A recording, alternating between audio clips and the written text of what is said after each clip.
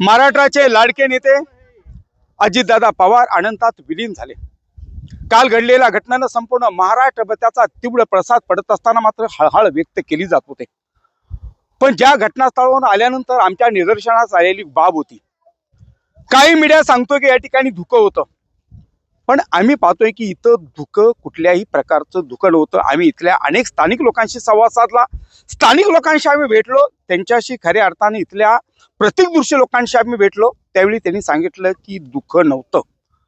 मग काही मीडिया जर सांगत असेल की धुकं होतं, तर माझा मीडियाला एक सवाल आहे, माझा प्रश्न आहे।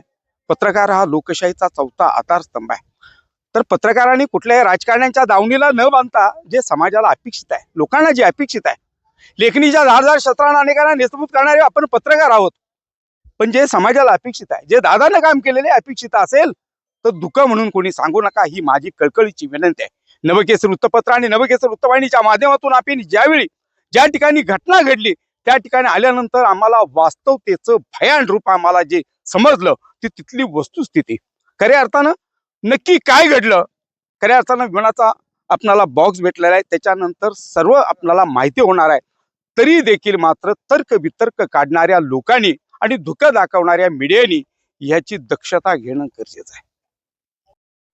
राजकारणातला गोड माणूस आणि राजकारणातला हिरा महाराष्ट्र राज्याचे उपमुख्यमंत्री अजितदादा पवार काळाच्या पडद्याआड गेल्यानंतर ज्या ठिकाणी आपणाला विमान अपघातग्रस्त झालं, ते ठिकाणीवर अनेक लोक या ठिकाणी आले जातात, मात्र दादांच्या प्रती लोकांच्या असणाऱ्या भावना अनेक तर्क वितर्क केले जातात।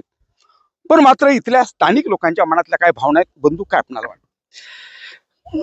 हे पूर्णपणे जे काय आपल्याला वाटते किंवा जे काही दाखवलं जातं, दाखवण्याचा प्रयत्न केला जातोय, मला वाटतं पूर्णपणे चुकीचं आहे। बरेच मोठे मोठे चॅनल जे ते चुकीचं दाखवण्याचा प्रयत्न करतात आहे।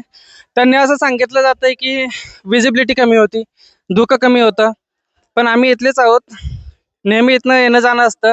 8:45 वाजता इथं कसलीही धुक्याची कमी नसते, पूर्णपणे विजिबिलिटी होती। एका रिपोर्टनुसार 2000 मीटर पर्यंत विजिबिलिटी होती, त्याच्यामुळे विजिबिलिटी चांगली होती।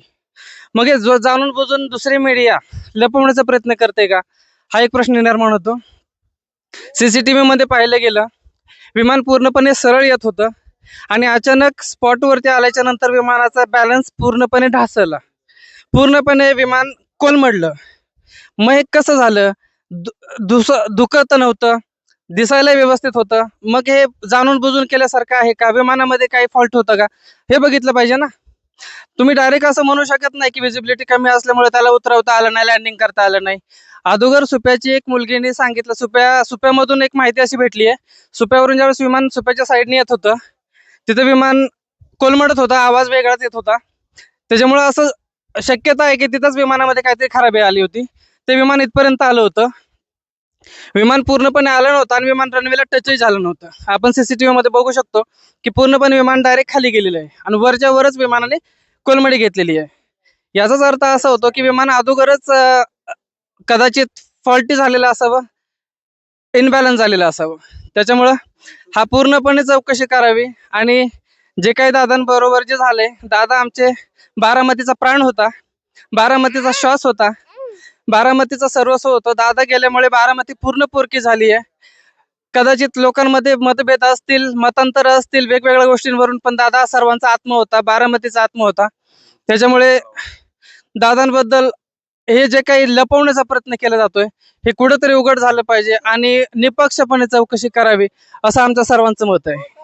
दादांचा झालेला अपघात आणि घडलेल्या घटना एवढी प्रचंड तीव्रता आहे, त्यामुळं अनेक दादांच्या कार्यकर्त्यांमध्ये अनेक प्रश्न चिन्ह निर्माण होतात।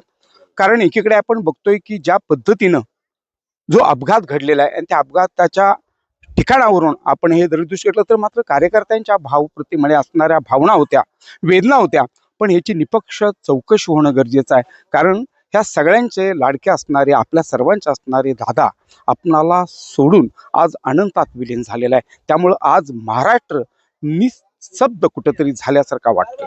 कॅमेरामॅन प्रेरणा थोरासे, रिपोर्टर सागर पाटील।